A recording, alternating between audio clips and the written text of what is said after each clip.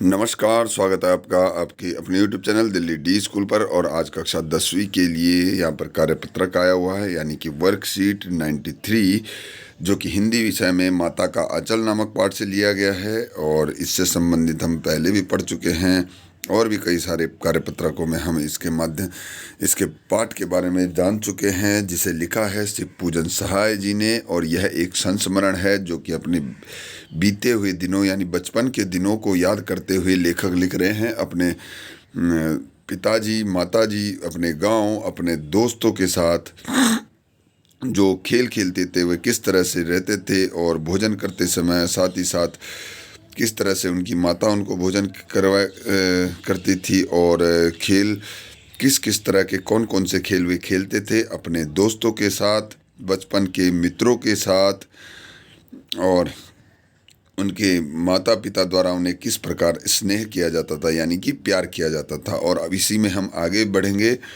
और पढ़ेंगे इसको कि आगे लेखक क्या लिखते हैं। शिव पूजन सहाय जी। थोड़ी देर बाद फिर लड़कों की मंडली जुट जाती थी। इकट्ठा होते ही राय जमती कि खेती की जाए, यानी कि जो और खेल वे खेल रहे थे उसके बाद उनकी जो पिछले में हमने पढ़ा था कि बारात किस तरह से निकालते हैं। वो बारात में जाते हैं और बग्गी लाते हैं दूल्हे दुल्हन की, और समधी बनते हैं जो कि बकरे पर चढ़कर उसके साथ अब दूसरे खेल की यहाँ पे राय जमती, यानी कि सलाह मशवरा होता है। और यहाँ पर एक निर्णय लिया जाता था कि अब खेती की जाए।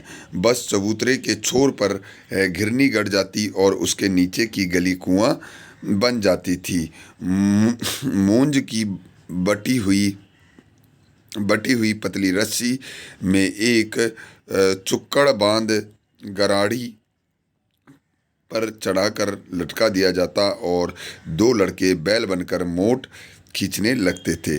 चबूतरा खेत बनता, कंकड़ बीज और ठेंगा हल जुआठा। बड़ी मेहनत से खेत जोते बोए और पटाए जाते, फसल तैयार होते देर न लगती और हम हाथों हाथ फसल काट लेते थे। काटते समय गाते थे, ऊंच नीच में बई कियारी, जो उपजी सो भई हमारी। तो ये गाना वे गाते थे।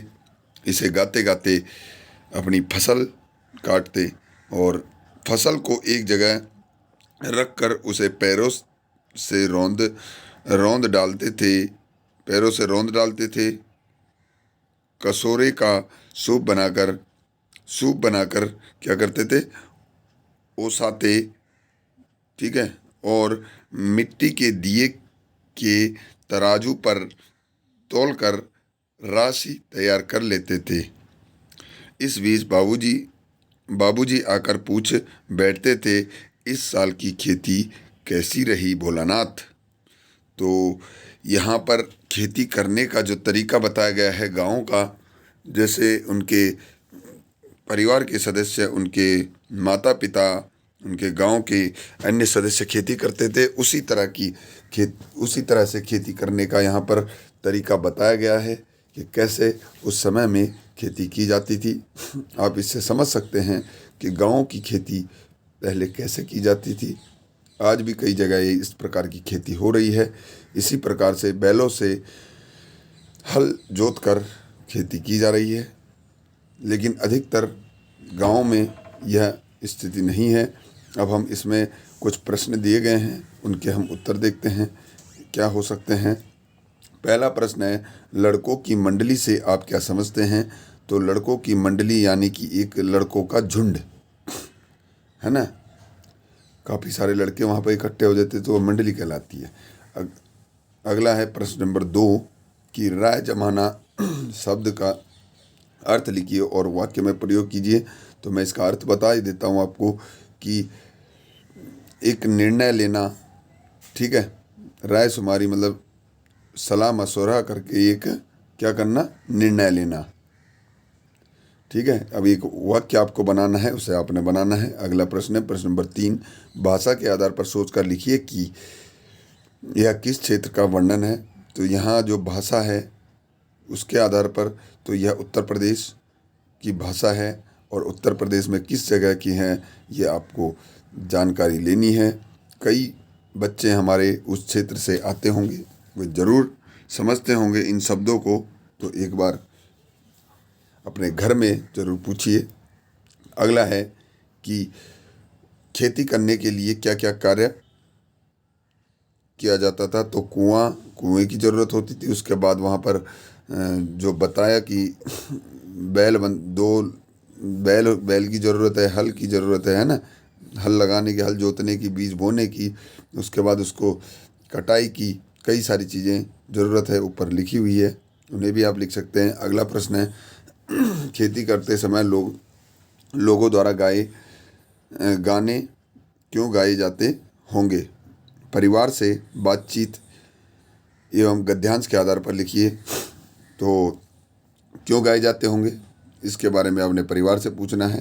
आपके परिवार के सदस्य भी ज़रूर खेती किए होंगे, पहले तो पापा, नहीं तो दादाजी ने तो ज़रूर खेती की होगी, नाना ने की होगी, दादी ने की होगी। तो एक बार उनसे ज़रूर सलाह कीजिए कि क्यों गाने गाए जाते थे, है ना। आगे देखते हैं। इस गद्यांश में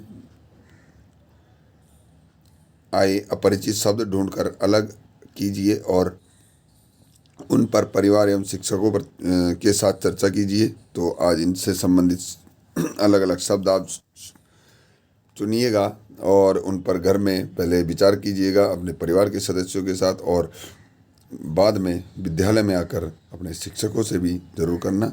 अगला है एक गतिविधि कि कार्यपत्रक के आधार पर आप भी अपने बचपन में खेले गए किसी एक खेल का विस्तार से वर्णन कीजिए। तो खेल आपने बताना है जो आप बचपन में खेला करते थे, उस पर आपने लिखना है।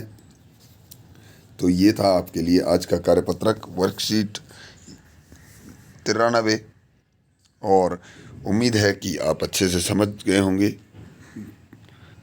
और इससे संबंधित प्रश्नों के उत्तर अपनी कॉपी में ज़रूर करेंगे। तो चलिए मिलते हैं अगली वीडियो में, तब तक के लिए नमस्कार, जय हिंद, जय भारत।